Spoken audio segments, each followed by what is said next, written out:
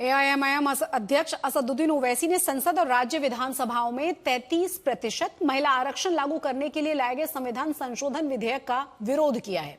ओवैसी ने कहा है कि यह विधेयक देश के संघीय ढांचे को बर्बाद कर डालेगा। मैं सख्ती से इन विधेयकों को प्रस्तावित किए जाने का विरोध करता हूं। तीनों बिल की मुखालिफत में खड़ा हूं। आप ऐसे वक्त में इस बिल को ला रहे हैं जब हिज़्ब इख्तिलाफ के तमाम अरकान पार्लिमान अपने रियासती असेंबली इलेक्शन मसरूफ हैं।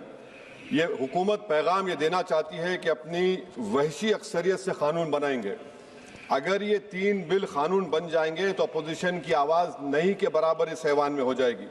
और इस आईनी तरमीमी बिल को अगर आप हदबंदी बिल के साथ पढ़ेंगे तो आबादी की बुनियाद पर सीट दी जाएगी। जिसकी आबादी ज़्यादा होगी उनको ज़्यादा सीटें मिलेंगी, जिनकी कम होगी उनको कम मिलेगी।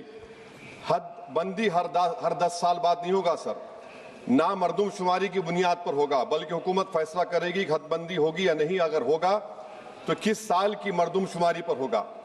सर, मैं इलाका वारियत को नहीं मानता, ना उसको फ़रोग़ देता हूँ, मगर हमारी आइन की तमहीद में फ्रेटर्निटी का लफ्ज़ लिखा गया, भाईचारगी का। ये बहुत अहम है हमारे मुल्क की इत्तेहाद और सालमियत को मजबूत करने का। ये तीनों बिल इस फ्रेटर्निटी के बरक्स का पैगाम देते हैं और काम करेंगे।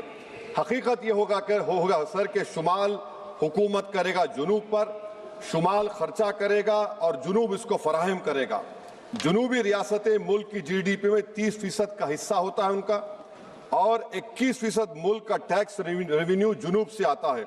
2022-23 साल में 3.46 लाख करोड़ का उनका हिस्सा था और 19% आबादी है भारत में जुनूबी हिंदुस्तान की। जुनूब को गुड गवर्नेंस की सदा दी जा रही है। वजीर आजम कहते हैं कि जिसके बच्चे ज्यादा हैं, तो मगर वो तो झूठ था।